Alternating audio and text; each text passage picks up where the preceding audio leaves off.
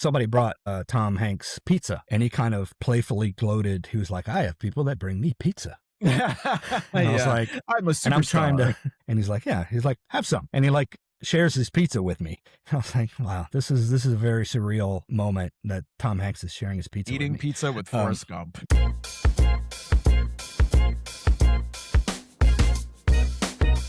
Hey, Delishees, grab a plate and taste the delicious culture. I'm your host, Jon Francois. We are feasting on food, pop culture, and lifestyle with, might I say, a fantastic actor, Dave Maldonado. Dave, I literally got a chance to look at your reel on IMDb, and it's just insane the amount of talent you have. So thank you so much. This means a lot for you to be on here. Yeah, I appreciate it.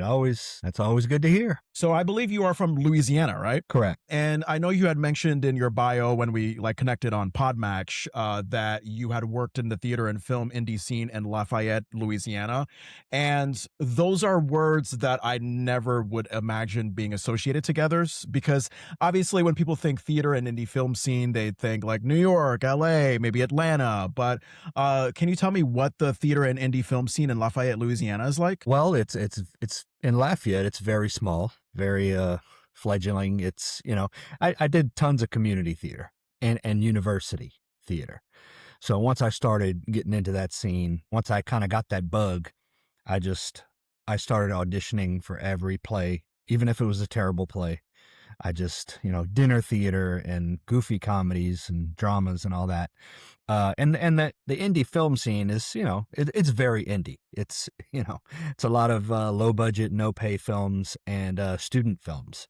So I kind of got started doing the local student films and worked with a guy who's actually works for Marvel now. So, but at that time it was just a, struggling actor and a guy who was editing for the local news station, and we did a film together. But now we've moved on to bigger and better things. Do we know the person who now works at Marvel that you used to work with? No, he's a very kind of, he's one of the suits. He's behind the scenes.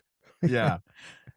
Can I just get a general vibe of what it's like growing up in Louisiana? Because I hear Louisiana and I just feel it in my bones, like the humidity, if there is any, the heat, maybe the food. I know down south is well known for the cuisine. What was it like growing up for you as a person and also as someone who wanted to become an actor? Because again, I kind of see Louisiana like almost any other place that's not like New York or LA, where you got to wonder like, oh, like I have this ambition and maybe this is not the right place for me and I might want to move up to the big cities. Like, I don't know, just describe that entire upbringing for you, because I'm fascinated by that. It's it's a very working class community. The Cajun culture is very much do it yourself, pull yourself by your bootstraps. You get things done, a lot of hunting and fishing, that sort of thing. Mhm. And so, but as far as being an actor there wasn't much opportunity when I lived there.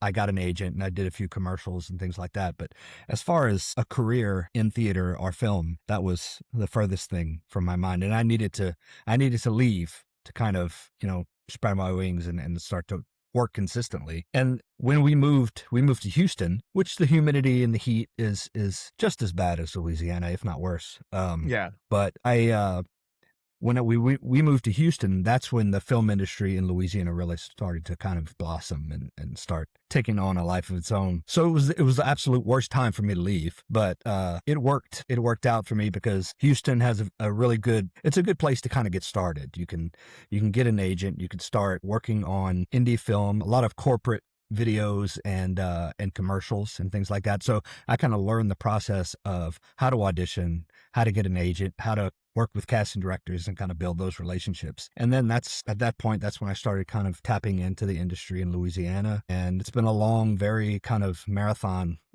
journey for me, working in the Southeast, and then Atlanta started kind of really getting a important scene in the industry. So yeah, it's a great place it's not close to anything. It's pretty far from Dallas and Austin, New Mexico, Louisiana.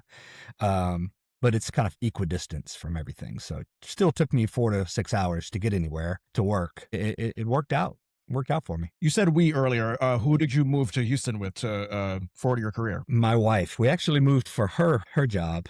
Oh, interesting.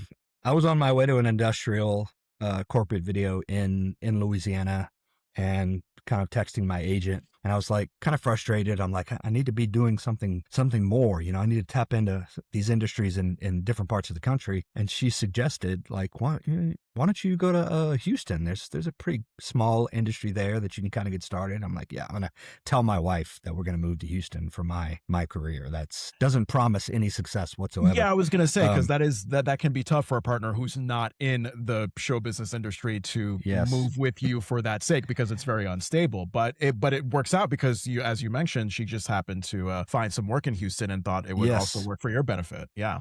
Yeah, and she texted me the same day and said, "Hey, how would you feel about moving to Houston?" Which to me was like, "Oh man, that's serendipity right there." And I always encourage young artists and actors to find someone who's not in your field, that has a stable income career that can kind of supplement your pursuit of your dreams that's very, very inconsistent, very unstable. I was in college at the University of Louisiana Lafayette with my then girlfriend, wife now, and we were talking to some friends, and they were like, "So what is your girlfriend's major?" And chemical engineering, and they were like, "Oh man, that's smart. Good job." I was like, Yeah, she's smart. She's gonna make a lot of money. yeah. Yep, that's good for you. And they were like, "Well, what about you?" And I had switched to general studies from an art major. I was an art major starting out. And I said, general studies. And they were like, "That's okay. That's all right." I'm like, "Oh, That's good. That's good enough. I mean, that'll do. Yeah, That'll thanks. balance out with her more stable Yeah. career. So yeah. So she's been supportive over the last 20 years, and it's been a very slow burn for me building this career. So, and she's been supportive every step of the way. So Not only for financial stability, but like to be with somebody who does not work in show business. I feel like there is a better sense of like self-esteem and security, because you probably know. I mean, I can't imagine like how many fellow actors you've met who are very insecure, maybe rocky emotionally, because the industry does invite that. sure. So with two actors being in a relationship, it could go either way. I mean, it could either just be like, oh, yay, I found someone who gets it, who gets that I'll need to travel, I don't know, 8 or 9 months out of the year to shoot a film, or I'm constantly going on auditions. I don't know when my next job is, and I have someone to talk to about the business. That's great. Or it could just be like, oh my God, like I'm with someone who's probably doing better than me career wise, and I'm insecure about that, and I got to compare myself to them. And so you just never know what you can get. But I know what you mean, because like, as someone who not only podcasts, but also I occasionally act locally here in Vermont and have done stuff in LA and such. Yeah, it is a very all over the place thing. And my wife here in Vermont, she has a pretty stable job as a veterinary technician. She's president of a dog rescue. So to be able to just have that grounded reality of like, all right, there is more to life than show business. There is a financial stability that she has. And I thankfully have it as well. But more importantly, just having a better sense of security and grounded reality, like with someone who doesn't work in show business, it's really a gift. So I commend you for choosing well with your wife. Yeah, we got together in high school, and we're off and on in college, until she was like, "All right, it's time to quit playing around. Let's do the deed, or you can have me, or you can have anybody else. So who do you pick?" I'm like, "Okay, I pick you." We have we play off of each other very well, especially with parenting. She's left-brained, I'm right-brained, so I'm the more kind of artsy, free-spirited, and she's more practical, engineering, mathematics, that kind of thing. So we work well together. It's kind of a role reversal for us, because I'm kind of, I stayed with the kids when she went to work, and I was a stay-at-home dad, and I would work at night bartending or doing whatever I could do to kind of contribute.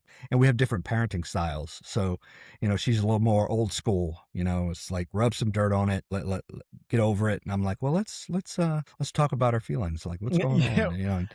So Which makes it's sense, funny. because you're in a profession. You're in a profession where not only are you expressing your own feelings, but you're compassionate and understanding of others through playing other characters. So no, I get it. That makes sense that you would be that type of person. A lot of actors are insecure. We're neurotic. It's a funny thing, and a lot of actors, it seems to be a common thing that we have a little more toys in the attic We have a little more stuff going on, a little more baggage mentally. And yeah, I think it just helps me with the stuff that I deal with kind of bring that to characters and it's kind of cathartic too as well to kind of play that in a role and kind of helps me deal with what I'm going through. Industrial corporate video, I just want to get an idea of what that is. Because like just to borrow from my past acting experience, because every now and then as an actor you take on things that you never thought you would take, and I remember being in a PSA for opiates back in college.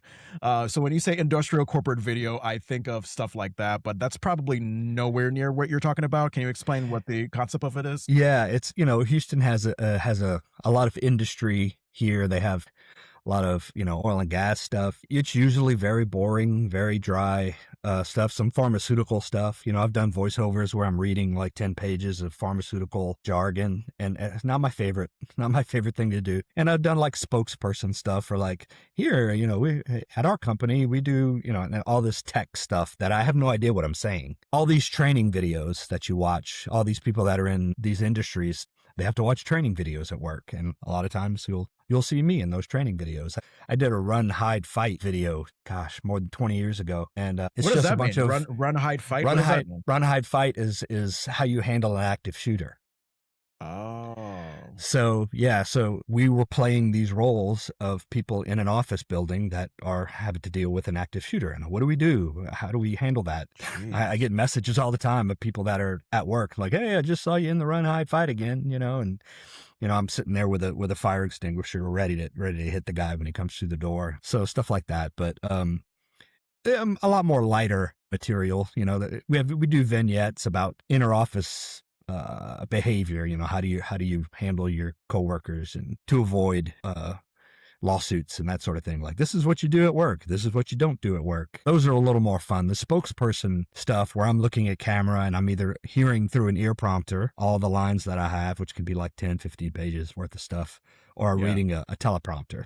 Haven't done those in a while. Thankfully, I've been able to do some some film and TV stuff since then. That is a little more rewarding and more my speed. Yeah, yeah, the what is it called? The run, hide, fight, Run, videos that hide, you've fight. done? Yes. Yeah, it seems like it's like the modern day equivalent of like those eerie black and white PSAs that you would see back in the day of like, oh, in the event of like a nuclear attack or whatever, duck under your desk in the Yeah. classroom and stuff like that. But yeah, no, I mean, unfortunately in America, mass shootings are very common. So like those type of videos that you do are very important. And because it just hits so close to home, so to speak, because it's something that we could see in the news, is do you get that eerie feeling going into it? Is it just another job to you? Like what's that experience like? No, it's just another job. It's Yeah, like pretty much just like working on a set for a film or TV series where there's violence or there's all these yeah. things going on. I'm not much of a method actor to where I embody the character to the point where it's it's crushing my spirit. I just kind of roll with the dialogue and the circumstances and act as if this is happening. And yeah, it doesn't affect me too much. In my opinion, that's the way that it should be done. Because, like, when I was younger, as most young actors are around that high school, college period of time, like, you look at I don't know, you look at a Marlon Brando or a Daniel Day-Lewis, like those iconic actors that have done the method, and you think, Yeah. oh, wow, like that's an authentic actor. Like, that's the Yeah. person that I want to be. So I remember doing the school shooter play, Bang Bang You're Dead. I don't know if you're familiar. Sounds Um, familiar. Yeah. yeah, yeah, and I was the lead in that in high school, so I was like, "All right, I gotta get into the mindset, into the mood of a school shooter, so I gotta listen to heavy metal music beforehand, I really gotta distance myself from everybody else." Like, I took it really intensely and seriously when I was younger, and then over the course of time, when I've seen myself become emotionally affected by diving deep into the method, I took a break from acting, and then I came back into it and just I mean, I saw it similarly to how you saw it. It was like a mixture of, "Okay, this is a job that I'm here to do," but also I get to play pretend. Like, this is a fun thing, and I can step in the character for about 2 hours on stage or 2 hours in a movie, and then I could just step out of it and go back to my real life. It doesn't have to be that serious. So, Yeah. I like that. Yeah. I mean, and it works for them. Daniel Day-Lewis, people like that embody the character for the entire time they're on the film and want to be called Abraham Lincoln or whatever. Yeah. It works for them. And for me, there's a fine line between embodying a character and going too far to where having something like Heath Ledger, where he just engrossed himself in this role and it, it killed him. So you gotta keep a balance between those two worlds so that you can kind of function in society and with your family and things like that. So yeah. Yeah, I think with Heath, if I'm not mistaken, he already had substance use issues and wasn't sleeping well going into preparing for the Joker. And I remember reading something where, like, the guy would just lock himself in a hotel room for God knows how long, isolate himself from his real life of his partner at the time, I think Michelle Williams, and his kid. And I think he would journal and probably like dive into like Batman Joker comic books. Yes, it's an iconic performance. Obviously, like Yeah. when most people think of like the best Joker, they'll think of Heath Ledger's performance, but at what cost? You know what I mean? Because like the Yeah. guy's no longer here with us to give us more performances. You did have a role, I would say a pretty important, memorable role in the Academy Award-winning movie Sinners. And you had mentioned your upbringing in Louisiana, and I think Sinners shot in Louisiana, correct? It did. Yeah. So is Outside. that how you got the easy connection to audition? Like, how did you? Well, first of all, can you tell us, for the audience who needs a refresher, what is your character in the movie? Well, I'm Hogwood in the film. Not very popular character. Very popular with my friends and family that went to the movie with me to see it. The people in the audience were a little taken aback when I showed up, and our whole row started cheering. They kind of looked and was like, well, what is wrong with these people? And we had to explain afterwards, like, oh, this is Hogwood. He was in the movie. It's like, oh, okay. But yeah, it's Hogwood is a not so nice Grand Dragon of the clan who sells the sawmill to Smoke and Stack for their juke joint, but doesn't have very good intentions in the end. And you have a very, I would say, almost viral YouTube scene that I literally watched before I got on with you. The moment where I believe you first meet the Michael B. Jordan twins, Smoke and Stack. And I think the dialogue that anybody can quote now is, "You boys twins? Yeah. Nah, we cousins." Like, you're that guy. You are the extremely racist white guy that's trying to sell the juke joint to these black gentlemen that's coming from, I think, Chicago. They're coming down south to try to make a juke joint business happen. And then, I mean, sorry, spoiler alert. I mean, the movie's over a year old right now, but you have a pretty memorable death scene at the end with, I forget which one of the Michael B. Jordan twins ends up being alive. Was it Smoke? Was it Stack? Who kills you? Good question. I'm having trouble remembering now. I think the feel like the Smoke more was the free spirited one. So Stack was like the more like animated, energetic, charismatic one who eventually gets infected by the white racist vampire of it all, and he dies. And Smoke, the more reserved of the twins, is left standing, and he has vengeance that he wants to take on anybody who is racist and white in this movie, including yourself. Right. So yeah, he shoots you down like a motherfucker at the end when it's discovered that you were wrongfully trying to take advantage of these guys. And I mean, so it was shot in Louisiana. The entire movie or most of the movie? Do you know? They probably did some stuff on a soundstage somewhere in L.A., but I wasn't a part of that. All my stuff was shot in Louisiana in the heat of summer. So and that's another aspect of the film that gets a lot of cheers in the theater when my gun down scene starts. And then we shot that scene first. So that was the first thing we shot. So that was my introduction.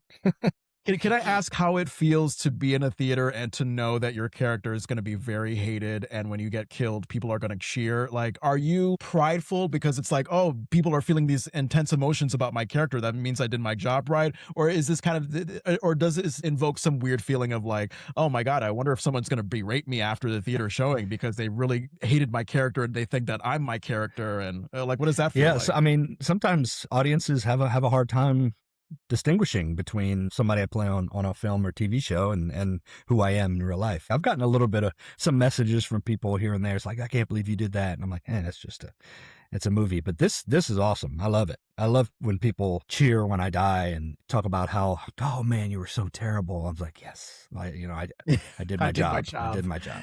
Yeah, Yeah. absolutely. So Love it. because you already have that local connection and upbringing to Louisiana, like how did the whole process begin with you getting Sinners? Was it in an audition? Was it an offer because you're local? Like how did that all process start? I was here living in Houston, so I was still pretty far distance from Louisiana, but the casting director, Megan Lewis, I had been working with for probably 10 years or so. So we had a really good relationship. And this was just another audition.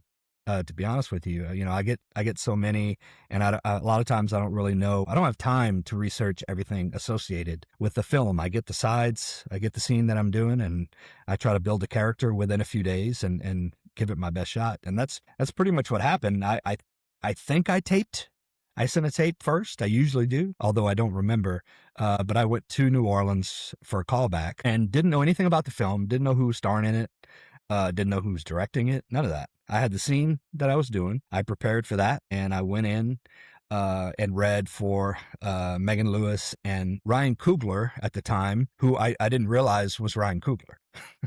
Like I went in the room with him, and I'm like, "Hey, Mr. Black Panther and Fruitvale Station." Yeah, that I was like, I director, knew all his movies, but I didn't connect the dots to where like, oh, that's the guy who did that. Which is good. I prefer that. I prefer just going in and just seeing another human being. Yeah. It's like, oh, you got an audition in a few days, and you're gonna meet with Martin Scorsese, and you're gonna meet with this. Right. I'm like, no, I don't want to know any of that. Just give me the scene. Let me go in and do my thing. So I went in and I did the scene a couple times. He gave me some redirection. And I did it again and went really well. I got a little hug from him and I left. And I'm like, all right, cool. I think that went well. It's taken me a long time to kind of approach auditions that way, to go in and do my thing and leave and forget about it. But later on, I'm at my sister's house in Baton Rouge, and I'm just scrolling on my phone, and I see Ryan Coogler and Michael B. Jordan set to film in outside New Orleans on this. I'm like, oh, cool. That's the guy I met today. Yeah. Oh, Michael B. Jordan's in this. Oh my God. Wow. I hugged him today, and Michael B. Jordan's in it. Cool. It's like, wow, this is cool. I think I got a decent shot to do this movie. And a few days later, they said, hey, we want to have you come in for a table read, which is just, the cast and everybody just sitting around and reading the movie out loud so everybody can hear it and kind of get an idea of what it sounds like and what it's going to look like. I figured they hadn't offered me the role yet, but I figured that was a pretty good sign that if they wanted me to come in for the table read, that I was had a good shot of booking it. So I go in there and I'm reading, and you read for a couple of different roles. If you have a smaller role, it's like, hey, can you read for this and this and this? It's like, yeah, sure. So I'm thumbing through the script, and I'm like, and they have me singing in the table read. And I was like, I looked at Megan, I'm like, you got me singing? So I was like, all right, I'm just gonna wing it. And I'm sitting there, and Haley Steinfeld sitting across from me, and I'm singing what ends up being really beautiful, amazing performances in the movie. I'm singing it really, really badly in the table read across from Haley Steinfeld. So, and then later on in the script, it's like, and the vampires arrive. And I'm like, I looked around the room. I'm like, seriously? You know, vampires in this movie? You didn't know that this was going to be a vampire heavy movie going into it. Hadn't read the script or anything. So that was the first time reading it. I was very taken aback by that. And I was a little skeptical, to be honest with you. I was like, okay. It's like, I know you did, Fruitvale and Black Panther, but this is a whole different animal. And, it's like, I hope you can pull it off. And thankfully, because when I first heard about this movie, I think it was someone sort of casually talked about it as like this vampire horror musical experience. And I was like, huh? But, you see the name Ryan Coogler, you see Michael B. Jordan attached, and then, of course, all the critical and audience buzz happening with Sinners while it was still in theaters. My wife and I were curious, and we saw it, and, of course, it was a phenomenal piece of work, and I had to see it again to, reflect on it when all the Academy Award nominations came out, and it ended up winning a good amount of awards. So I remember talking about it on this very podcast with my sister and her friend, and I mean, so I remember you not singing, but did you even sing? So this was like an original thing that was going to be tested for the film, but it didn't end up in the final cut. Cause I was I was reading for other characters. Oh, okay. That makes sense. Not just Hogwood. So I was singing the other roles, I guess the Oh, like vampires, like the group of the three vampires. I'm right. gonna pick Yes. Robin clean. Yeah, Yeah. okay, that Yes. bluegrassy song. Yeah. I think I did sing the Pick Poor Robin Clean in the table read. And you Um, thought that you didn't do a good job, or oh no. how? I mean, it was it Yeah, was it was awful. I didn't know the song. I didn't know how it went. I just was right. uh I'm sure it was humorous to the rest of the cast just listening to me. Are you a trained singer at all? Have you sung Oh at? no. Okay, okay. Absolutely not. I can carry a tune in a bucket. That's about as far as I can take it. I remember reading, going to like Southeastern Theater Conference to go to like audition for all these theaters all over the country, and musicals was a big thing. And I definitely handicapped myself going in when I was like, Yeah, yeah, I don't sing. And I right. still read for these theater companies, and they were like, so do you not sing at all? Can you just Yeah, sing me happy birthday? And so I did that a few times. Thankfully I got cast in an outdoor drama in Ohio, where it was like yeah, a frontier type stuff, and I didn't have to sing. right. I had to learn how to ride a horse bareback, but I didn't have to sing. So Oh God. yeah. Wow. Riding a horse bareback. I Yeah. was literally watching something where I saw someone running at the speed with the horse, whatever you call it, galloping or whatever the Yeah. fuck. And I'm just like, oh my God, I would be I would probably piss my pants if I had to do that. So Yeah. riding a It's horse scary. bareback, yeah, because like you have to like I would imagine develop a chemistry with the horse. The horse has to trust you, like that whole thing, and you don't want to Yeah. fall off. Right. Yeah. And I fell off plenty of times learning. Jeez. And it is terrifying because, and I just did a motorcycle course, so I learned how to ride a motorcycle, which that you have a little more control of the machine. You control the throttle and the steering and all that. And a Yeah. horse, it's like it's got a mind of its own, and it Yeah. gets spooked. Something happens.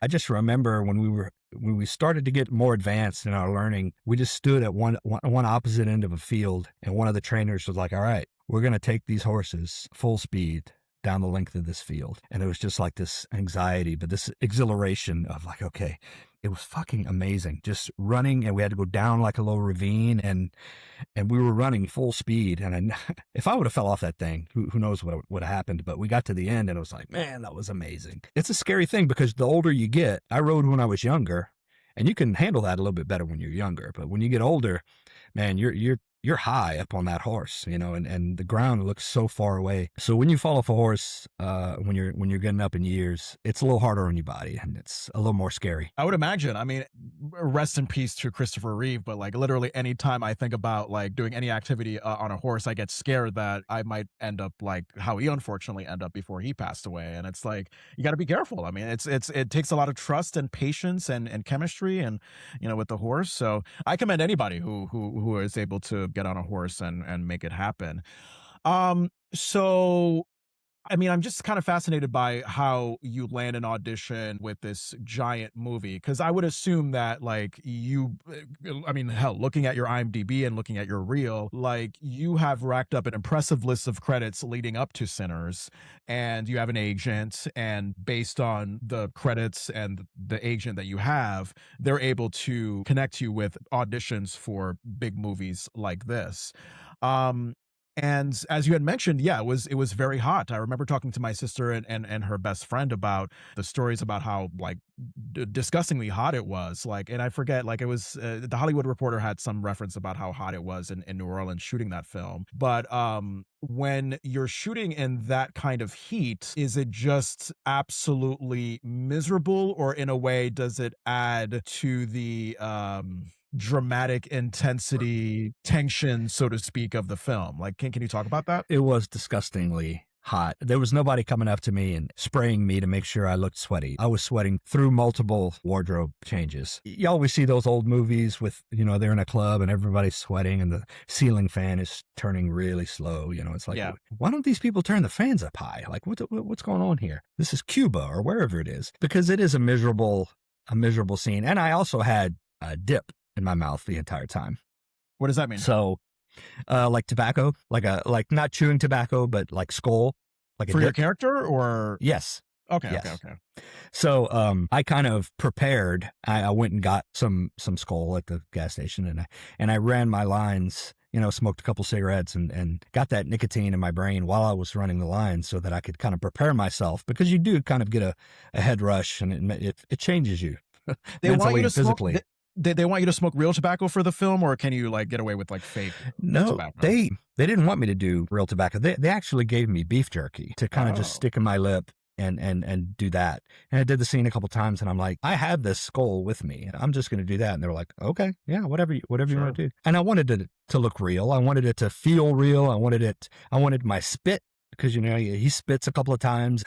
A lot of people experiencing that, and I'm like, oh, that was so symbolic when you spit at that particular time. And I'm like, yeah. I mean, guys with a dip in their mouth, they spit. Right. And it did say in the script a couple of times, he spits here. The spit coming out, this brown glob. And there's one of the times one of the smokestack twins says, "Did you clean these floors?" And it was like, what was on them? And I told Ryan, I was like, it would really be funny if I spit right when he says, "What was on these floors? Did you clean them?" And he kind of laughed, and it ends up in the movie, and it's a kind of a humorous kind of situation where I'm like, this is what I think of you two, and this is what I think of this place, and I'm like, just give me my money and let me be on my way. So it sounds like Ryan is always open to suggestions from actors, like ad libs or improv suggestions, so to speak, and you came up with that spit. That's awesome. Yeah, he really put me at ease. Both those guys, man, I can't say enough about them as artists, and they're so talented and brilliant, but really, really super solid human guys. They're just super. Ryan is so chill, very, very chill guy. He put me at ease from the beginning. It's always a little bit overwhelming when you get on a set of that size and you're working with an A-lister and a big time director, and it can be overwhelming. Even though I've done lots of stuff, every new project is a new experience with new people and new personalities, the way they want to do things, and you have to learn on the fly. But he did let us play, and once I get comfortable, I kind of just throw things out there, and sometimes they keep it, sometimes they don't, but yeah, it's always nice when they find a little nugget that you've contributed and decide to keep it in. Talk about because I've heard so much about how there is a tremendous amount of patience involved when you're a film actor on set, because you could be doing multiple takes. There could be like 12 or 13 hours where you're in your trailer and you're waiting to be used. What was that like? Did you have to do multiple takes? Did you get it in one or two takes? What was it like to do that kind of I would assume, long day with people of Michael B. Jordan and Ryan Coogler's caliber? Like, what did you experience? There is a lot of hurry up and wait in the film industry. It's a little bit harder when you only have like one scene and you're sitting in your trailer, or even worse, a honey wagon, which is the really tiny trailers. That's what like the day players and things, the smaller roles get. And I've stayed in plenty of those, and they're cramped and they're uncomfortable, and you're just sitting in there running your lines for 6-8 hours, and finally you get your shot to go to set and rehearse it and shoot it. And sometimes it's a magic hour where, okay, we got the sunlight just right, so we need to get this. We need to get this right on the first couple of takes. I'm like, oh, okay, but for this, I really got comfortable, being on set and being there all day long. There's still lots of times where you got to bring a book and sit off to the side and keep yourself busy while they're setting up explosions for 6 or 8 hours. So it's stuff that you're not involved in. But the thing about Sinners is there were so many complicated shots. When you're shooting twins, Michael would play one character, he played one of the twins, and go and change into the other character, come back, and we would shoot the opposite scene. And everybody's under a lot of pressure. That they want to make a good movie. They want to make it on time. They want to make it under budget. All these things with all these complicated shots in the heat. And the thing can you be specific as to how hot it was? Like, what was the temperature? What was the humidity level? Like, give me a picture. I mean, I don't know if you've ever been to Texas or Louisiana. I have not. I've heard it's terrible in the summer. Yeah, it's oppressive. I walk the dog in the morning and in the afternoon, and there's no reason to take a shower unless you're not going to go outside anymore. It's like, if I'm going to go outside and walk the dog at 4 o'clock, then I'm going to take a shower after that. But it is it is oppressive. I mean, you get used to it. You really gotta. We just moved my daughter into her Frisco apartment. She just graduated from Texas A&M. My wife and I and her took it upon ourselves to move all our stuff from her dorm at A&M to her Frisco apartment. And we're moving stuff. We got the dolly, and we kind of taking a break in the apartment. It's a brand new apartment, so that a lot of the things didn't work quite right. There was still kind of some glitches and things they were trying to fix. It's like, yeah, I need to go downstairs to get some water. My wife's like, yeah, well, we can get water in a second. I'm like, no, I need water right now. Yep. Before I do anything else. Yep. It's like, you really gotta, in Texas, and you really gotta listen to yourself and hydrate if you're gonna be doing any kind of work like that. So yeah, I can't explain it to people unless they've experienced it. It's you walk outside and it's just like this burst of heat that just knocks you on your ass. Yeah. So to pay the bills, I Uber and Lyft drive in Burlington, Vermont, and I was taking a couple of Arizonians back to the airport so they could go home. And to hear them describe 100 degrees as beautiful, that's when I knew that humidity like really makes a big difference because Yeah. I mean, have you experienced a dry heat 100 versus a humid 100? And or has it only been humidity for you? Because it's been Well, humidity for me, being in the yeah, East Coast and Midwest. Yeah. I've worked in New Mexico quite a lot, and yeah, to me it's beautiful. Like I never felt uncomfortable Wow. in New Mexico. At night when I wasn't prepared for the cold at night, that was a wake up call. But yeah, when people say, "Oh, Arizona heat," I'm like, yeah, you don't know heat. Texas and Louisiana, it's a whole other animal, man. It's New Mexico is beautiful compared to Texas and Louisiana, not so much. Yeah, I mean the heat is just great places to live, but yeah, you gotta adjust and stay hydrated for sure. When you succeed, as you did with the audition for Sinners, did you take a moment to sit back and reflect on like what it is about your audition that made Ryan Coogler say, "Yes, that's the right guy to play Hogwood"? Like, can you deduct what that might have been? I honestly don't think about it too much. I overthink about it before the audition. Like I Of course. try to over prepare, and try to get as ready as possible. But once I go in there and I do my thing, and for me, it's very important to stay in the moment when you're auditioning, because all these nerves and anxiety can kind of get in the way of what you're trying to convey, to try to convey this gift that I think I've been blessed with, to this talent that I think I have. You really have to be comfortable with yourself and be in the moment when you do that. Once I do my thing and I know it, I feel like I did well. Whatever they think is not up to me. So I go in there and I do my thing. And I'm confident that I gave a good performance and I prepared well. And once they say you booked it, then I'm like, all right, on to the next thing. I don't really think about what happened leading up to it. I do kind of second guess myself. I'll look at old tapes of stuff that I didn't book, and I'll be like, what did I do wrong, or what could I have done different? And a lot of times I just watch the tape and I'm like, yeah, I like what I did. Like it didn't fit their idea of what they wanted, or sometimes it's there's all these factors that aren't in your control. I'll read There for you go. something and it comes out and it's a woman, or it's somebody older or somebody younger. So there's so many things that are out of your control. You really have to just trust yourself and give your interpretation of Yeah. what you think is on the page. That mindset will sustain you in acting for years to come, because it's so easy and almost a rookie mistake for an actor to audition for something, they don't get it, and then they take it personally. Like, oh my God, it was Yeah. something about the way I looked or the specific way I said this line and that line. They make it about themselves. Like I'm a terrible person because they did not choose me for this role. And yeah, it has nothing to do with you. Like you are still talented, and they're just simply looking for something else, and maybe they'll keep you Yeah. in mind for something else. Just being able to remove yourself from the casting process and know that it's out of your control, and the only thing you can do is give the best audition that you can as yourself. Like, yeah, that's Yeah. the golden thing. Yeah. And a lot Um, of times they want to get to know you. So it's like you go in for an audition and they're like, we have a good rapport. You have to show them your personality. So sometimes we don't hit it off personally. And that could be something. It had nothing to do with your performance. And that's the thing about that I missed of going in the room, because that hasn't happened nearly as much since COVID. There are a lot of tapes. We send tapes. We don't get to go and travel and be in the room with those people and have a connection and an interaction where you can say, how about I try this? Do you mind if I say the lines like this? Can we try that? And they're almost always open to that.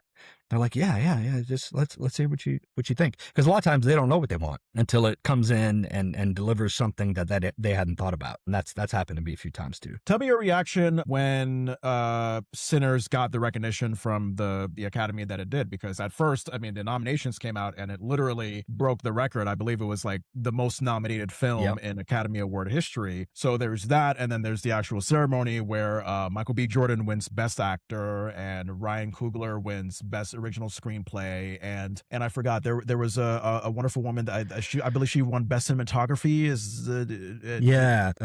Autumn Arkapaw won, Best Cinematography. Yeah, she won as well. Yeah, take me through your reaction to Sinners getting all these accolades. And is the entire cast and crew, including yourself, or do they get invited to the ceremony? Like, what's your relationship as an actor involved in this film when it gets this big praise from the Academy Awards? Yeah, I mean, I am a little lower on the totem pole for those people. I didn't get invited to everything. I did get invited to the premiere, which was awesome. Awesome.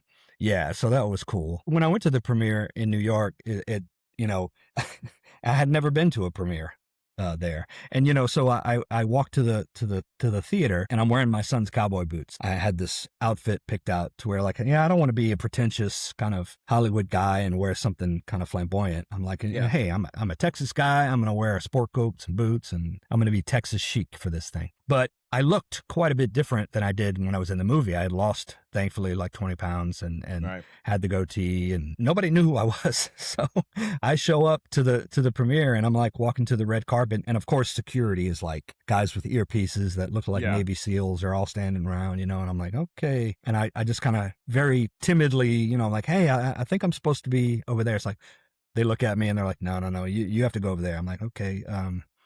And I'm calling my agent, and I'm like, I can't get on this red carpet. Like, I don't know what to do. Yeah. And my wife is a lot more forward. She's like, just tell them who you are. Like, exactly. I'm Hogwood. Name drop yourself, Yeah. So after a couple of attempts that were unsuccessful, I finally walked up to a guy, and I'm like, I really think I'm supposed to be on the red carpet. And he's like, well, do you have any credentials? Like, who are you? And I'm like, I pulled up the IMDb, and I'm like, well, that's me. I'm in the movie. He's like, oh, okay. Come on in. And I go in, and I'm like, and then I thought, oh, give them your name. Like, they might recognize your name. So thankfully when I got in, they were like, yeah, oh, Dave. Yeah. And they gave me a little envelope with my tickets and everything, and did the whole red carpet thing. People taking pictures, like, we don't know who he is, but he might be somebody. Let's let's take pictures of him in case he ends up being important. I did a couple of interviews on the red carpet, and I did one for Letterboxd. I didn't know what Letterboxd was. Yeah, some website. I'm not familiar with it either. Yeah. But apparently it's kind of important in the industry. And apparently they're like, hey, we're with Letterboxd. So we're with Letterboxd. Yeah. So they're like, give us your 4 favorite movies. So it was kind of, they spring it on you. And so I gave my 4 movies, and and then they shared the interview later, with all the stars saying their favorite movies. And they all had like esoteric kind of films, like foreign films, like, oh, you got to see blah, blah, blah it's a French film. It's magnificent. And I was like, oh, Caddyshack, Goodfellas, these kind of things. Yeah, iconic movies that a lot of people have seen and loved. Yeah. And I threw a couple of comedies in there. I'm like, people forget about comedies. They're important films, Right. The Jerk with Steve Martin is an important film in the industry. So, and then they ended up sharing it, and I was like, oh, I made it into the interview. And my daughter texted me, he's like, oh my God, you did an interview for Letterboxd. I'm like, yeah. I don't know what that is. When your kid knows what Letterboxd is, that means you're cool and you're hip and you're having, yeah. She wanted to go to the premiere. My wife came with me to the last one I went, and my daughter was like, so, Mom went to the last one. Michael B. Jordan's in this one. Like, I wouldn't mind meeting him. I was like, okay, well. I can only imagine the reaction that the audience and the critics that night at the premiere had, because given how Sinners was received well later on, like, can you kind of describe the feeling in the room when the movie? Oh man, I didn't really have any expectations while we're filming it. You don't really know how something's going to turn out. People put their whole heart and soul into a project, thinking that it's going to be this amazing thing, and it just falls flat sometimes. So you don't really know how it's going to turn out. But I sat in the theater. I had to move out of the way for Chris Rock, who went past me to go sit down in the same row. And I'm like, man, this is crazy. Just some guy named Chris Rock. Yeah, Chris Rock. Not important at all. Of all time.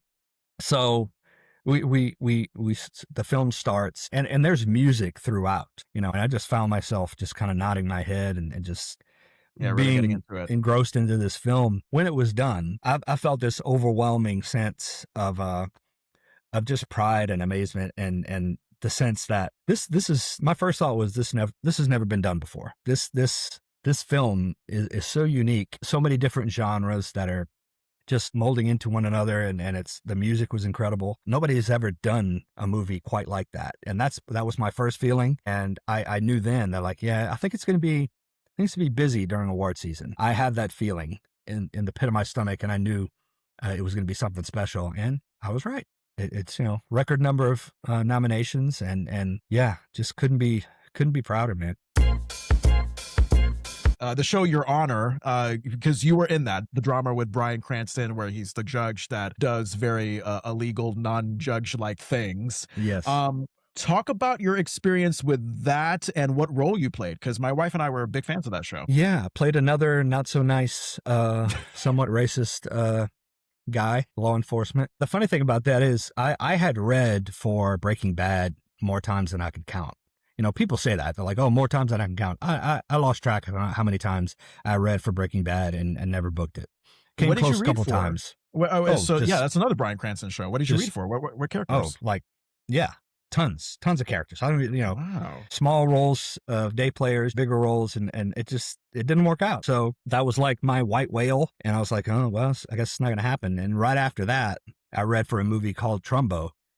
About Dalton Trumbo, Also and I booked that. Yeah. I was like, okay, well, this is my God saying, okay, that door closed and this one opened. It's like, this is my opportunity to work with Bryan Cranston. So who did you play in Trumbo? That was incredible. If I may ask? Who did you play? It was like this. So the cool thing about that was it was you know, it's all about Hollywood and you know, the blacklisting of McCarthyism and all that, and blacklisting of all these actors and directors for being communists. I was an actor playing an actor inside of a movie inside of the movie. So very meta. Which was so cool. I mean, it was so cool because you had all the cameras, all the modern cameras and everything, and inside that you had all the old time 1930s and 40s cameras and the smoke, and it was like this film noir kind of scene. And Michael Stuhlbarg, who I had seen, who's also in Your Honor, he plays like the mafia boss. Fantastic actor. Loved him in Boardwalk Empire, Call Me by Your Name. Fantastic actor. Fargo, amazing. Fargo, yeah, great. Character actor, just really brilliant. And I had seen him on Broadway like 20 years before in a play called The Pillow Man, which I don't know if you're familiar with. Incredible play. No. Very, very dark, kind of disturbing subject matter, but amazing. So I had seen him on Broadway, and then 20 years later, I'm getting to work with him, and I'm like at the fitting for the movie, and it's like, oh, I'm working with Michael Stuhlbarg. It's like, you know anything about it? It's like, yeah, he's really good, but he's very temperamental, so you got to kind of be careful about this. And I'm like, oh, okay. So I was kind of on guard, and I'm in the makeup trailer, and he comes in, he introduces himself, and he's just they couldn't be more wrong. He was the sweetest guy. They may have been trying to mess with me a little bit. I don't know, but he was a super sweet guy. Comes full circle. I get to work with both of them again on Your Honor. I'm reading the script and I'm kind of delving into this character a little bit. And the first AD comes over to me and he's like, so this guy, Cusack, he's a bad guy, huh? And I'm like, is he? It's like, I don't know. It's like, I was more interested in finding out why he was the way he was. What history did he have in that city with the people that he's interacting with the people that he treats badly? Like, what's the history there? I think that's a lot more interesting than just saying, look, oh, he's bad, he's racist, he's this or that. Yeah. Another key to being a good actor is that you don't just automatically judge the character you're playing. Yeah. Even if they turn out to make bad choices, you dive in and deeper and figure out, like, oh, how did they come to be where they came to be? And a lot of the time, you're very compassionate and understanding of why they came to be what they came to be. So right. Yeah. Bryan Cranston and Michael Stuhlbarg, I mean, those actors of that caliber, I apologize. It's been a while since we've watched Your Honor, but I don't know if you shared scenes with them, if you have any thoughts about just observing how they acted, how they handled their craft on the set of that show. Yeah, it's weird because when you're in the moment, when you're on set and they're doing these things, it's very difficult to decipher how it's going to look later on, especially Yeah. with Sinners. When Michael's playing these two people, I didn't see a whole lot of difference in the characters. I was like, there's some nuance here, but when you see the finished product, you're like, wow, it really pops off the screen, the difference between the two brothers, you know. And I didn't interact a whole lot with Bryan Cranston. We did like offset and you know, but I didn't really have any scenes with him. He was the judge when I was like on the stand testifying. Right. But most of my interaction was with Michael Stuhlbarg, who yeah, is amazing. He's just really kind. It's really nice to see people that are incredibly talented and brilliant, and at the same time just really good people. They're refreshing. Yeah. That person who may or may not have messed with you in terms of saying that Michael was temperamental, I wonder if maybe if in fact they were not kidding, like maybe they caught him on a day where he was like really intense into a character thing, or well, that's the thing. He does get into those spaces where he has to have a really intense scene. Like I remember us shooting the scene where he had to go in and identify his son's body, and then he comes out of there and he has a conversation with me. On that day, he was in the character. He was really preparing, trying to get into that space. And he kind of apologized to me. He was like, I just want to let you know today is going to be one of those days where I'm, you know, not talking much. I'm not, but he, you know, he prefaced it with that. So he prepared me. And I, you know, totally understand that. Absolutely. Again, looking at your IMDb reel, I've seen that you've worked on stuff with Chris Pratt, J.K. Simmons, Stephen Graham, who I recently, I mean, not only also phenomenal on Boardwalk Empire, but I saw him on Adolescence on Netflix. He was phenomenal on that, and you worked with him on Greyhound. Can you, again, much like Bryan Cranston and Michael Stuhlbarg, can you tell me the roles that you played in those other projects and what it was like to work with Chris and J.K. and Stephen, if you had much time to work with them? The Tomorrow War with Chris Pratt, that was a really cool experience because Chris was just, I mean, we met and he hugged me the first time we met, you know, and welcomed me to the project, and he's a super cool, really good human being. I was playing like a government official in that, so a lot of when I auditioned, they were like, oh, you have to get your passport ready because we're shooting in Iceland or we're shooting in South America, I think, or somewhere.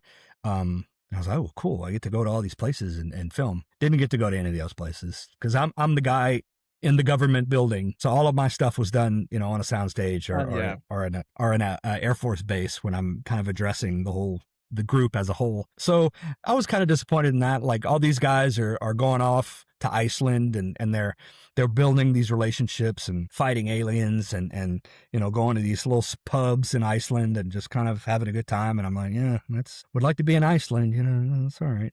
Yeah, right. So, that would be a cool experience.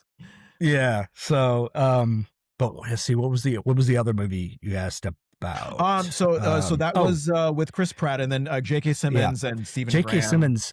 Yeah. Tom Hanks. Tom's really cool. He's very down to earth, very kind to everyone. Speaks to, you know, they had some background people that would come up and ask him questions, and he was happy to share anything that he had. There was one time when we were on Battleship in Baton Rouge, the USS Kidd, and, you know, we're in between takes, and I'm sitting there talking to a few other actors, Tom included, and I was like, man, I'm getting kind of hungry. But the craft services was all the way on the other side of the ship. So I was like, oh, I don't want to go all the way over there to grab a snack and have like a PA come and looking for me. It's like, oh, we're ready to shoot. So I was like, okay, I'm going to hold off. And somebody brought Tom Hanks pizza, and he kind of playfully gloated. He was like, I have people that bring me pizza. And I was like, I'm a superstar. And I'm trying to, I was like, I'm trying to think of something clever to say back to him. And he's like, have some. And he like shares his pizza with me. I was like, wow, this is a very surreal moment that Tom Hanks is sharing his pizza eating with me. pizza with Forrest Gump. Yeah. Oh my but God. Yeah, and then with J.K. Simmons, who's also very cool. I'm glad I have my first couple of experiences in the industry. I kind of worked with a couple of assholes, and I was like, and I didn't know what the hell I was doing. So they were kind of mean to me, and I'm like, okay, well, I guess this is just how it is. People are jerks sometimes.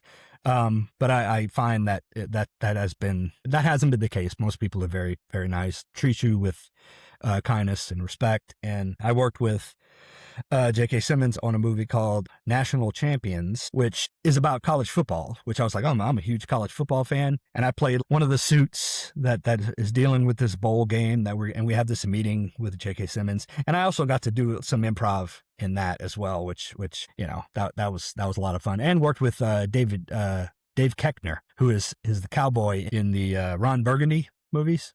Okay, yeah, of and course. He was in the Office Space. He had done mainly comedy, and this is a drama. So he was like a little bit insecure about that, like asking me, like, "Hey, how is this scene going? How do you think this is going?" He did great, but yeah, that movie is like, it didn't get a whole lot of publicity or a lot of, but it's really, really well done. Especially if you like college football and you know the ins and outs of the bowl season and all that stuff. So it was, yeah, he was a lot of fun. A lot of fun to work with, both those guys. Have you seen J.K. Simmons in Whiplash? He was freaking intense in that movie. Yeah, I did. Yeah. Oh, and yeah. You have a sigh as like you reacted the same way my wife and I reacted. Like, yeah, he was a very abusive music instructor in that movie, and it was intense. Yeah, brilliant performance, man. I think he won the Oscar for that, didn't he? It sounds about right. Yeah. I just remember him with an acceptance speech, and I can't imagine that it wasn't for that. That seems like, and I mean, and he was also in Tomorrow War. He played Chris Pratt's dad in Tomorrow War. Oh, there you go. I never got to work with him, but he was off with his son fighting aliens on a mountain. So, didn't get to interact. I did ask him. I was like, "What did you think about Tomorrow War?" I was on National Champions with him, and he was like, "I wish it would have been in a theater because this was like right in the middle of COVID." So I don't think theaters were really open yet. So everybody was streaming it at home. So thankfully, hopefully people will be able to see it in a theater at some point when it's like a re-release or something like that. I'm curious about your mental health journey, because speaking as someone who's going through therapy, meditation, I've recently gotten back on antidepressants. Like, it's always nice to hear someone's mental health story, and especially you working in a profession where your mental health could easily go on the rocks. Like, what has that journey been like for you? Yeah, it's been rough at times. It's like and with a lot of my mental health stuff was just anxiety, and a lot of times associated with work, with auditioning, with showing up to set and trying to do a good job and just feeling overwhelmed, feeling, that imposter syndrome, like you don't really belong. Even after 100 credits, you like show up and you feel like, are they going to think I'm no good? It's like, and I also, got some treatment for substance abuse, and I got, was able to overcome that.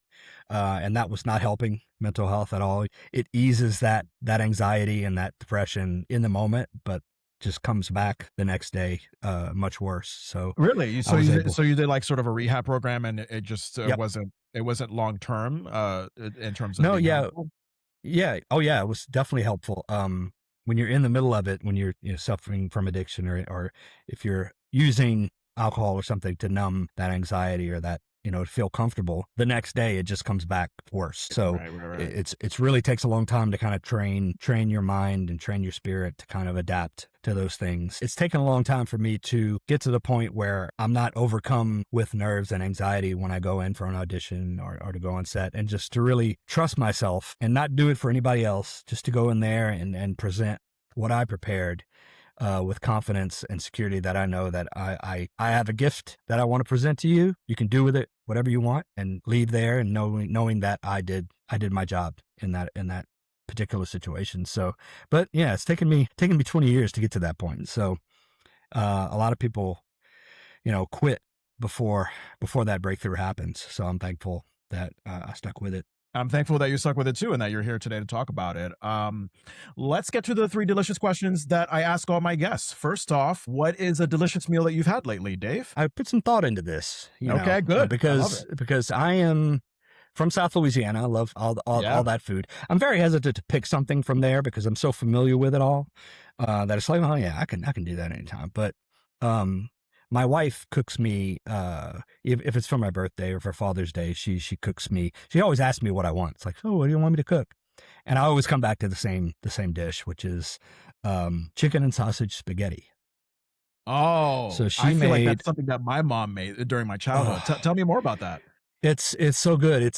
She makes it from scratch. bone-in chicken and all that, and but it's kind of almost like a Creole kind of spaghetti where it's a little more spicy. Yeah. It's a little messy, but Who yeah, cares? that's It's one of my spaghetti. favorite That's the name of things. the game.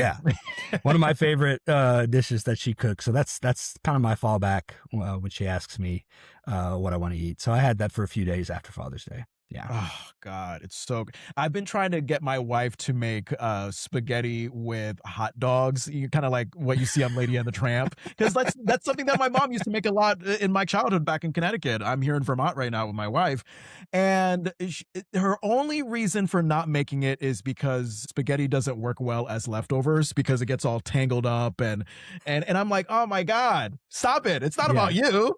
Well, yeah, it sort of is because she's the one cooking, but like, yeah, chicken and sausage spaghetti. Oh God, I want that so badly. That damn it! Can you ship that to Vermont from Louisiana? I'll send you my wife's recipe, and you can work on the wife and see what she can see if you guys can do a trade off and see if she can pull it off, because yeah. Yeah, because we're always looking for ideas for meals for the week, and we're always like, oh my God, we don't have anything we can come up with. So yes, if you can send that recipe my way, and I could try to convince my wife to get back on the spaghetti bandwagon, that would be fantastic. Oh my It's God, better than hot dog spaghetti. I guarantee really? you. It's, Are you not a fan of hot dog? Are you not a fan of hot dog spaghetti? I don't know if I've ever had hot dog spaghetti. But yeah, sometimes people put hot dogs in gumbo, and I'm like, what are you people doing? Like you're Interesting. You're destroying this amazing dish. It's like some people put seafood and chicken and sausage together, and I'm like, that is a huge mistake as well. Yeah. You either have seafood or you have chicken and sausage. They're two completely different flavors, so you don't combine them. That's yeah. Oh my God, yeah. I think both my mom and my wife have made like spaghetti with like shrimp and put broccoli and maybe some Alfredo sauce on it. Like, yes, that's also delicious. Oh wait, are you laughing because that's disgusting or like? It sounded strange. It sounded strange to me. Wait, what part of it sounded strange? Well, broccoli and spaghetti. It tastes great. I love it. All right. that I'm gonna tell my wife that. She's gonna be like, what? So. She just yelled. She's like, I'm not putting broccoli in spaghetti. All right. Fair enough. How about meatball spaghetti? Are you a spaghetti and meatballs kind of guy? Yeah. Absolutely. Classic. Absolutely. Yeah, man.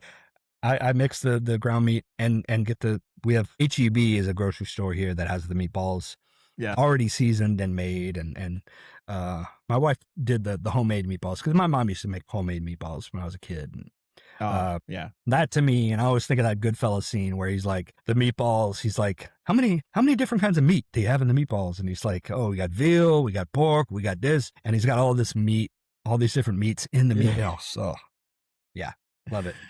Oh God, I haven't watched Goodfellas in like 20 years. I got to do a rewatch of that. I remember watching that on my portable DVD player when those were a thing back in the day. And I mean, it's what you want. It's Robert De Niro, Joe Pesci, the late Ray Liotta, in this very Italian mobster like movie. It's a classic. Martin Scorsese directing it. I mean, it's everything that you want. Yeah, can't go wrong with that. Yeah, delicious pop culture obsession that you have at the moment. Well, I had to ask my wife, I'm like, they're asking pop culture. Yeah, so this could be a Do TV I have a show. pop culture? Yeah, TV show, movie, podcast, book, music, play, just anything pop culture wise that you're watching and listening to that you really love. Well, I mean, I listen to all different kinds of music. But yeah, I mean, my daughter and I play this game, Movie Grid. I don't know if you've ever played that. It's like it's like a puzzle where you have different categories at the top and you have actors and directors on the opposite side, and you have to guess in these different things. And my daughter and I play that every day. But yeah, as far as pop culture, you know what? I think I'm more obsessed with unpopular culture. Okay.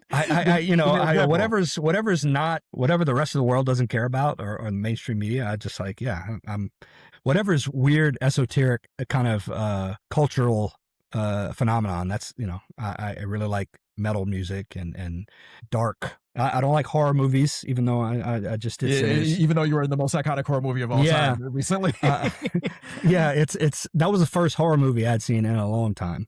And really, I have a group of friends here, some peers that are in the industry, and they're always like, "Hey, we're gonna go do another movie outing." And last one I went and saw with them was Backrooms, and I was like, I would never intentionally go and watch that at a theater or really at home. It's not like something, you know, with mental health stuff. And like, yeah, I don't want to rock the boat. Right. With Yeah, tell me about that, because I know Backrooms and Obsession, like those are two horror movies Yeah. that are having a moment right now because these Gen Z YouTubers made them, right. and Yeah. Hollywood is all like, "Oh my God, Gen Z YouTubers! They're gonna be saving the Hollywood box office! Yay!" So tell me what that movie was about, and I assume it was disturbing to watch. It was a little bit disturbing. So it's basically, so this guy is down on his luck, and he's got this failing furniture business, and he's in therapy, and he's trying to deal with that. He's estranged from his wife, and he had a drinking problem, and he finds this kind of secret passageway inside the furniture store that takes him to all these different rooms, and it's basically like one big nightmare. Like all these things that he's encountering in those rooms is like something that you would experience in a nightmare. Just distortion of features, of faces, and all these weird kind of things are happening, and it's disturbing. It was well done. I will give him that. It was when I saw it, I was like, okay, that was well done, but I don't need to see that again. I don't need to see Obsession. The last one, they invited me to go see Evil Dead Burn or something like that. A new movie. Evil Dead another Burn, horror movie. Burn. And it's like, dude, what do you like? First of all, can y'all go to a matinee once in a while? You know, it's like it's like I don't want to get out of the theater at 10 o'clock, 11 o'clock. So after seeing a horror movie and having nightmares, right? Yeah. Exactly. So they sent me, I was like, hey, we're going to see this movie. So I watched the trailer and I messaged him back, and I was like, well, after watching 53 seconds of this trailer, I'm going to pass. Like, I don't really need to. And he messaged me later, and he was like, yeah, you might not have enjoyed that. That was a lot. Oof. You know, and I was like, was it just not good? He's like, no, it was good, but there was a lot of, it was gory and a lot of violence. And I'm like, yeah, it's like, I'm glad I passed on that. So. Yeah, understandable. Horror movies, it's definitely one of those polarizing genres. You either are in love with it or you just hate it and want to stay away from it as much as possible. As someone who rarely goes to the movie theater, I will say that watching a horror movie or an action movie like a Spider-Man in the theaters, it's such a great community experience because, you know, I have my wife with me and we're reacting together to all the big moments, and you get to hear the audience around you just react the same way. We watched Weapons in the theaters. I've watched Get Out and Us from Jordan Peele in the theaters. So I will say it's definitely a memorable movie theater experience when you watch a horror movie. There's something to be said for the theater experience it's different, you know, and there's some films that you just like. We went and saw Disclosure Day in the theater. Like if it's the Steven Spielberg movie, if it's a big movie, you kind of want to experience it in the theater. It's a whole different, Yeah, a friend of mine was saying that Disclosure Day was it was good, but I was told how this is the best Steven Spielberg movie ever, and when you come in with those high expectations, they're only going to go but down. How did you find Disclosure Day? Same, yeah. Really? Yeah, I when there was a couple of times where I looked over at my wife and I'm like, well, that's weird. I'm like, well, they could have done that. They could have done that better. It's like, what's it about? When he's like, what's it about? Yeah. You haven't seen it yet. I have not. Okay. It's fine. I probably will never see it. You can spoil it for me. So, they're basically gonna all these government secrets about if we're alone in the universe. This is the day that they're gonna disclose all that information. Gotcha. Like the government has all this stuff. And it was good. When we were done, I texted my daughter. I'm like, sorry, that's and that's not the feeling. It's no Jaws, it's no E.T., it's no Schindler's List, but it's okay. It's supposed to be a continuation of Close Encounters of the Third Kind, which was his movie in the 70s. I'm not sure if that's the case, but I mean, I'm fascinated by that. I don't think we're alone. I think they're out there. Whether they have good intentions or not, I don't know. That's not up for me to worry about or decide. So, right. But it was just kind of it's all right. Not exactly the feeling I had after Sinners, where I was like, my mind was blown. So yeah, it was just okay. You know what? To feel that good about a movie that you're in, Great, because I can Yeah. only imagine if you were in Disclosure Day and you came out of that movie thinking like, Yeah. I guess Yeah. I did. I guess it was an okay movie that I was in. Yeah. Yeah. I remember having a conversation with Kurt Russell on the set of Deepwater Horizon, and we were just talking about how sometimes movies just flop. Like you put all Yeah. this work into it, Yep. and they don't turn. They're not well received, and it's like, man, that's got to be tough to deal with that. He's like, you get paid. It's like, Yeah, there you go. You did the it's job. You like, got your money. That's all that yeah, matters. you move on. Yeah, absolutely. Last question. What is a delicious thing that's happened in your life lately? Well, celebrated 2 years sober a couple of weeks ago, Congratulations. which was great.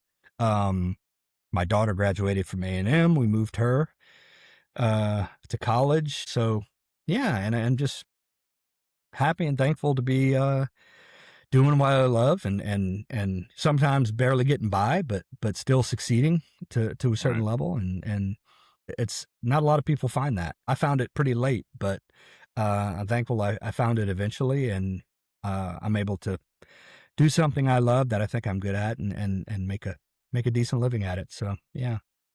I'm so happy for you. Congratulations on 2 years. I mean, is it a whole thing where you got to go to a meeting and get a chip that says 2 years or something like that, or is it just a personal thing that? Yeah, you don't have to do that. I did that just so I could, Right. I could have that evidence of what happened. But yeah, 2 years ago, it's like 6 months or a year out. It's like you never. It feels like an insurmountable goal to Yeah. have. Yeah. But yeah, it's really that whole one day at a time thing. It's like build, make good choices day by day, and they will eventually turn out to build the life that you really want, and that you're destined for. So that's, yeah, it's pretty cool. And it's a struggle still. When I go to places, like if I go to a college football game, or I go to a party, there's still some of that unease that happens. But yeah, that goes away over time, and you get more and more comfortable, and it's crazy how you meet more and more people that are in your same situation that you can connect with. It's crazy how many people I shared it online that I was 2 years sober, and just so many people reached out, and people that I had no idea they were struggling with that, and they're like, oh yeah, man, I'm in the same boat. I got 2 years, or I got 20 years. People that I went to high school with. So yeah, it's cool and some people that found inspiration in my message, saying that, like, okay, he seems like he has it all together. But yeah, that's not always the case. It's like we're all going through something. Right. The face that we show the world sometimes is not how we're feeling inside, and yeah, everybody goes through that. We don't have it all figured out, despite what appearances may look like. Agreed. Dave, this was a fantastic conversation. Do you mind letting people know how they can find you if they want to keep in touch with your work, how they can connect with you on social media? Yeah. So you can just Google my name.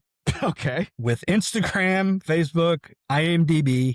I don't know what my handles are. Okay. But it's my name.